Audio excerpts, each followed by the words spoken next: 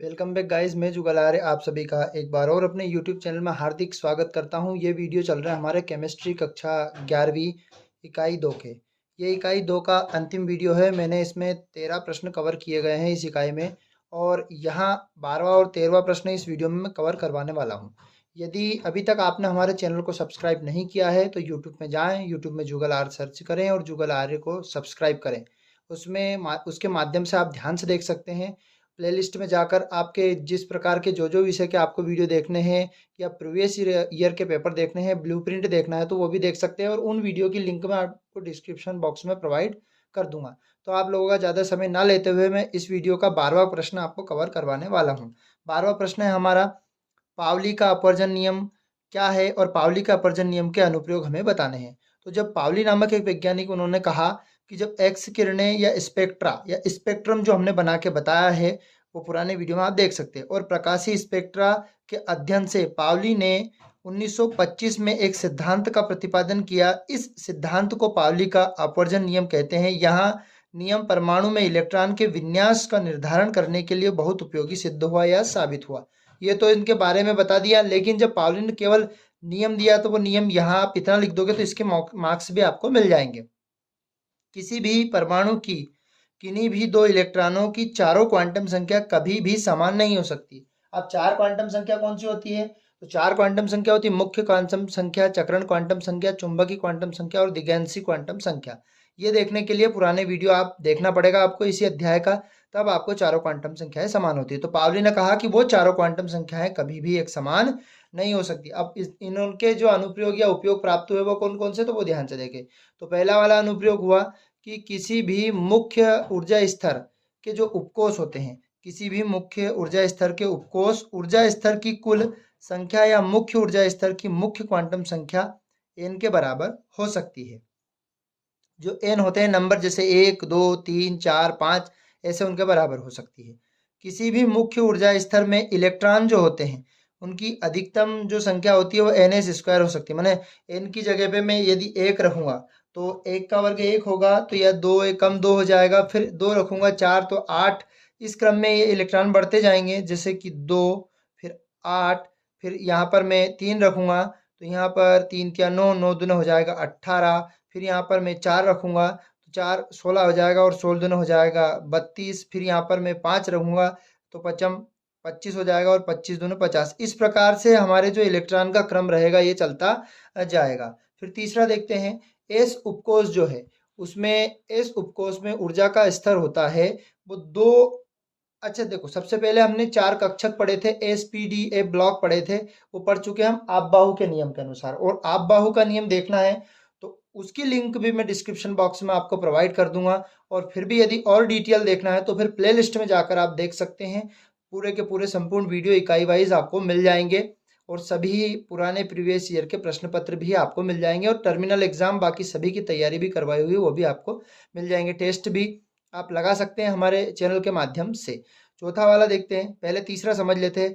जो एस उप ऊर्जा स्तर होते हैं, जो एस के अंदर उप ऊर्जा का स्तर रहता है वो अधिकतम 2 इलेक्ट्रॉन ग्रहण कर सकता है, और पी जो होता है वो अधिकतम 6, डी होता है 10, और एफ जो होता है वो अधिकतम 14 इलेक्ट्रॉन ग्रहण कर सकता है। यानी कि जो एस पी डी और एफ इनका क्रम रहेगा, इसमें होता है 2, ये आपका 6, ये 10 और ये 14। ये पूर्ण पूरित होते हैं। यदि अर्धपूरित करने होते हैं तो इनमें आपको क्या करना पड़ेगा, इनके आधे करने पड़ेंगे। एस में अधिकतम 1, पी में 3, डी में 5 और एफ में 7। चौथा वाला देखते हैं, किसी भी मुख्य ऊर्जा स्तर में कुल जो होते हैं वो मुख्य ऊर्जा स्तर कुल होते हैं n, यानी कि 1, फिर 2 का वर्ग 4, फिर 3 का वर्ग 9, 1, इस प्रकार के क्रम में इनके कक्षक लिए जा सकते हैं। फिर पांचवा देखते हैं, एक ही कक्षक में विपरीत चक्रण में केवल 2 ही इलेक्ट्रॉन हो सकते हैं। विपरीत चक्रण में मतलब कहने का मतलब, जो मैं पावली का नियम अगला बताने वाला हूँ उसमें थोड़ा समझाऊंगा। जैसे मान लो ये ब्लॉक हो गया, विपरीत चक्रण में केवल मान लो एक चक्रण इधर ले लिया तो उसके विपरीत में ये लेना पड़ेगा। तो इस प्रकार से एक ही जो कक्षक होता है, ये कक्षक है हमारा, इसमें केवल कितने इलेक्ट्रॉन हो सकते हैं? केवल 2 इलेक्ट्रॉन हो सकते हैं। तो ये पावली के नियम के बाद अब हम हुंड का नियम समझते हैं, ध्यान से समझें।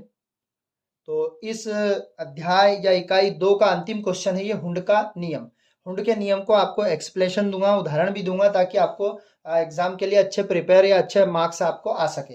तो हुंड का नियम, प्रथम नियम, इसने हुंड ने 2 नियम दिए। इसमें पहला नियम मैं आपको बता देता हूं। तो हुंड ने पहला नियम जो दिया उसमें कहा कि समान ऊर्जा के कक्षक में इलेक्ट्रॉन इस प्रकार भरे जाते हैं कि पहले वे रिक्त कक्षकों में प्रवेश करें और फिर इन आंशिक रूप से भरे हुए कक्षकों के इलेक्ट्रॉन के साथ जोड़ा बनाएं। सबसे पहले बारी बारी से जो कक्षक रहेंगे उनमें एक एक इलेक्ट्रॉन भर देंगे।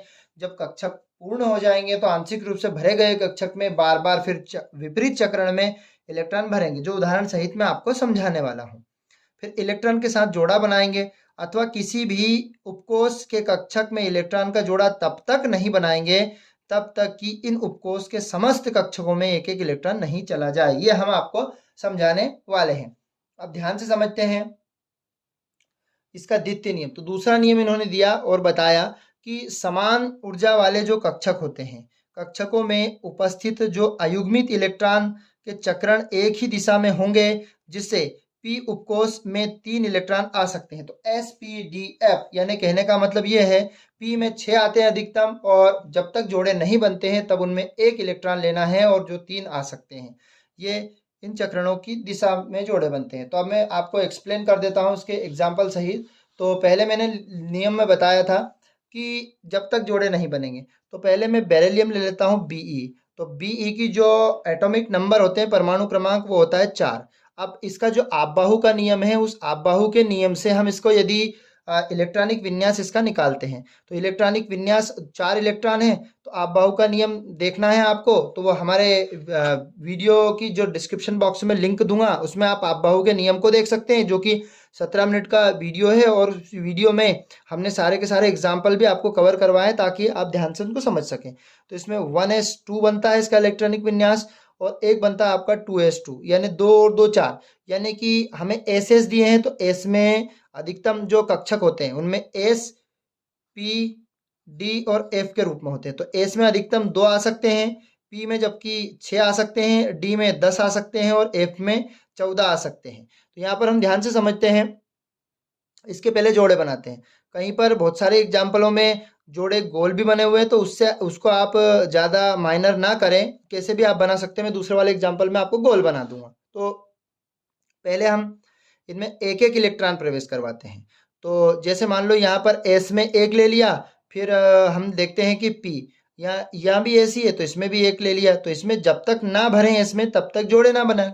तो यहाँ पर भी 2, तो हर एक जगह एक एक बचेगा। तो यहाँ पर एक इसमें आ जाएगा और एक इसमें। इस प्रकार से ये हुंड का नियम कहता है कि समान ऊर्जा के कक्षक में इलेक्ट्रॉन इस प्रकार भरें कि पहले कहाँ भरें उनको, रिक्त कक्षक में, फिर बाद में उनका जोड़ा बनाएं। चलो अगला देख लेते हैं। तो ध्यान से समझते हैं अगला वाला। जैसे हम ले लेते हैं नाइट्रोजन। तो नाइट्रोजन N जो होता है, या फिर इसके पहले थोड़ा सा कार्बन का समझ लेते हैं। तो कार्बन का परमाणु क्रमांक हमारा कितना होता है? कार्बन का परमाणु क्रमांक 6 होता है। पहले इसका इलेक्ट्रॉनिक विन्यास EV जो बोलते हैं उसको निकाल लेते हैं। तो इलेक्ट्रॉनिक विन्यास निकालने के लिए सबसे पहले 1s2 जो आपबाहु के नियम से हम निकालते हैं, 1s2, 2s2, और इसके बाद P आता है। तो 2P, यानी कि हमें 6 करना है। 2P 6 होना चाहिए, लेकिन हमें 2 की जरूरत है, तो यहाँ 2 ले लेंगे, 2P2। तो सबसे पहले यहाँ पर S, जैसे इनको इलेक्ट्रॉन के भरने का क्रम मैंने कहा था कि ऐसे गोले भी बना सकते हैं। तो S जो होते हैं, ये S वाला गोला हो गया एक, फिर इस वाले S का गोला बना लिया। जब P की बात करते हैं तो अधिकतम P में कितने इलेक्ट्रॉन आ सकते हैं? 6। अब 6 इलेक्ट्रॉन आएंगे तो जोड़े के साथ भी आ सकते हैं। तो यहाँ पर इलेक्ट्रॉन के भरने का क्रम क्या रहेगा, यानी S में कितने इलेक्ट्रॉन है? 2। तो यहाँ पर सबसे पहले इनके जोड़े बन जाएंगे 2 के, ऐसे इस प्रकार से ये जोड़े, फिर इसके भी S के बन जाएंगे जोड़े। अब यहाँ पर तो हमारे पास 2 ही अवेलेबल है, तो 2 अवेलेबल है तो सीधा सीधा एक यहाँ लेंगे और एक यहाँ लेंगे। यदि एक रिक्त जाता है तो उसको जाने दें। क्यों? क्योंकि सबसे पहले हम ध्यान से समझते हैं कि यदि यहाँ पर आप सोचोगे कि ये 2 है तो एक ही ब्लॉक में या एक ही कक्षक में इसको ले सकते हैं, लेकिन ऐसा ना नहीं होगा। क्योंकि हमारे पास हमने नियम में ये बताया है कि तब तक ना युग्म बनाएंगे, तब तक जोड़े नहीं बनाएंगे, तब तक कि संपूर्ण उसके कक्षक भरे जाएं। तो थोड़ा सा हम समझ लेते हैं। एक थोड़ा बड़ा वाला एग्जाम्पल लेते हैं। मैं फ्लोरीन का ले लेता हूँ, या फिर नियान का ले लेता हूँ, पोटेशियम का ले लेता हूँ, कोई सा भी ले सकते हो। तो फ्लोरीन का ले लेते हैं। तो फ्लोरीन का जो परमाणु क्रमांक होता है, जो हेलोजन समूह होता है, इसका परमाणु क्रमांक 9 होता है। तो फ्लोरीन का परमाणु, इसका इलेक्ट्रॉनिक विन्यास जो निकालेंगे ईवी, तो इसका इलेक्ट्रॉनिक विन्यास कैसा निकलेगा? सबसे पहले लिखेंगे 1s2, फिर लिखेंगे 2s2, फिर लिखेंगे 2p6, यानी कि 6 या 10 हो गए। तो 2p6 की बजाय यहाँ पर क्या हो जाएगा? 5, क्योंकि 5 और 2 7 और 2 इनको काउंट कर लिया। अब यदि पूछ ले कि अंतिम कोष में इलेक्ट्रॉन फ्लोरीन के, तो NS2 और NP6 ये सब मैंने कंप्लीट आपको करवा दिए हैं। तो यहाँ पर गोले के हिसाब से भर सकते हैं या इससे चौकोर के। तो S में कितने अधिकतम इलेक्ट्रॉन आ सकते हैं? 2, तो एक तो S यहाँ बन जाएगा। फिर यहाँ पर कितने आ सकते हैं? इसमें भी 2, तो एक यहाँ बन जाएगा। और P के लिए बनेगा 3। तो ये क्योंकि प्रत्येक खंड में कितने कितने इलेक्ट्रॉन आ सकते हैं? 2-2 इलेक्ट्रॉन आ सकते हैं। जब तक नहीं भरेंगे तब तक। तो S में कितने? 2, ये 2 भर दिए, यहाँ पर 2 है। तो फिर इसमें 2 है, तो ये 2 का जोड़ा। अब P की बात करते हैं। तो P में एक इलेक्ट्रॉन ये भर दिया, एक ये भर दिया और एक ही। यहाँ पर अब कितने बच रहे हैं? यहाँ पर हमारे पास 2 इलेक्ट्रॉन बच रहे हैं। तो सबसे पहले 2, तो 2 के जोड़े बना लो। तो एक यहाँ बना लो और एक ही। यदि एक जोड़ा खाली जाता है, तो इस प्रकार से कोई से भी इलेक्ट्रॉन या कोई से भी एलिमेंट्स, कोई से भी तत्व का यदि इलेक्ट्रॉनिक विन्यास आपको निकालना है, सबसे पहले आपको अफबाऊ का नियम याद होना चाहिए। फिर उनको यदि कक्षकों में भरना है, तो आपको हुंड का नियम याद होना चाहिए। और हुंड का नियम कवर करना है तो ये वीडियो को ध्यान से देखें, ज़्यादा से ज़्यादा अपने दोस्तों के साथ इस वीडियो को शेयर करें। चैनल पर नए हैं तो चैनल को सब्सक्राइब करें, बेल आइकन को दबाना ना भूलें, ताकि इसी प्रकार के रोचक वीडियो आपको मिल सके। तो इस अध्याय का इकाई जो यूनिट 2 हमने पढ़ी है, इस यूनिट 2 का समापन आज हमने कर दिया है। इकाई 2 का नंबर वाइज हमने अंत किया है। और अब हम अगली इकाई जो पढ़ने वाले हैं, वो इकाई हम पढ़ेंगे इकाई 3, जो कि नंबर के हिसाब से पढ़ने वाले हैं। तो अभी तक आपने हमारे चैनल को सब्सक्राइब नहीं किया है, तो चैनल को सब्सक्राइब कर दें, जो कि यूट्यूब पे जाएं और यूट्यूब पे हमारे नाम की स्पेलिंग इस प्रकार से लिखें और आसानी से आपको हमारा चैनल मिल जाएगा। उस चैनल को सब्सक्राइब कर दें। जुगल आर्य नाम से हमारा चैनल बना हुआ है और इसी प्रकार के हर विषय के वीडियो, यानी कि लगभग साइंस सब्जेक्ट के वीडियो आपको मिल जाएंगे। तो जय हिंद साथियों, अगले वीडियो में जल्द हम मिलते हैं। Tata, bye bye.